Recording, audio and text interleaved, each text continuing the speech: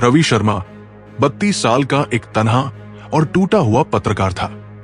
पिछले कुछ सालों में उसकी जिंदगी जैसे बिखर ही गई थी। करियर का डाउनफॉल, एक दर्दनाक ब्रेकअप और गहरे डिप्रेशन में डूबता हुआ रवि नई शुरुआत की तलाश में वो मुंबई आया और शिवाजी नगर अपार्टमेंट्स के फ्लैट 13 में किराए पर रहने लगा। जब उसने किराया सुना तो पहले खुशी हुई, फिर एक अजीब सी बेचैनी महसूस हुई। इतना सस्ता फ्लैट मुंबई में, जरूर कोई राज होगा। गेट के पास बैठी एक बूढ़ी औरत ने बस इतना कहा, बेटा यहां रहना आसान नहीं, पर अगर रहना है तो पीछे मत मुड़ना।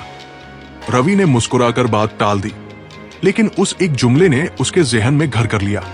उसी रात जब सब कुछ सामान्य लग रहा था, रवि को अपने बेडरूम से हल्की हल्की खरोंचने की आवाजें आने लगी, जैसे कोई नाखूनों से जमीन पर कुछ लिख रहा हो।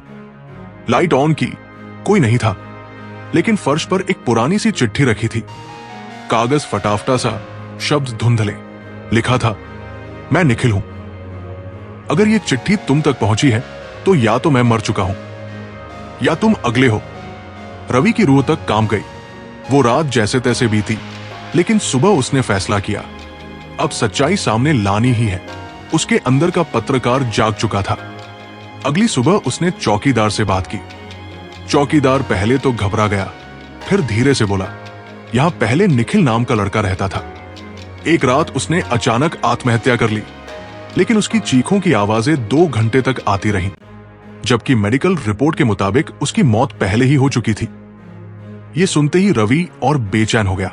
उसने फ्लैट की छानबीन शुरू कर दी। दीवार के अंदर एक छुपा हुआ लॉकर मिला। उसमें थी निखिल की डायरी। डायरी के हर पन्ने में डर भरा था। हर रात का जिक्र था। वो आता है, पहले आवाज देता है, फिर तस्वीर बनाता है, फिर शीशे में से निकलता है, और जब वो मेरे अंदर घुस जाता है, मेरी आवाज किसी को सुनाई नहीं देती।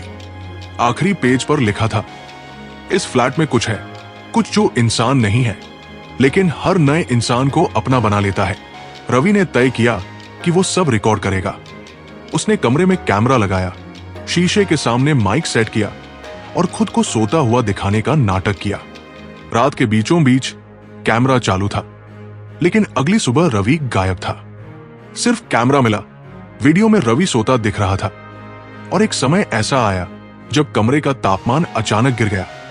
शीशे के पीछे से एक साया निकलता दिखाई दिया। धीरे धीरे वो रवि के पास आया। उसके सिर के पास झुककर कुछ बोला। ऑडियो में सिर्फ एक ही बात रिकॉर्ड हुई, एक और सच जान गया, एक और खत्म। उसके बाद रवि कभी नहीं मिला। पुलिस ने केस बंद कर दिया और फाइल में बस लिखा, missing person, no foul play. लेकिन वो बूढ़ी औरत उस दिन बस इतना बोली, तेरा अब भी खुला है और कोई और आ ही जाएगा। और अब अगर तुम ये कहानी सुन रहे हो तो सोच लो, क्या तुम 13 में रहना चाहोगे?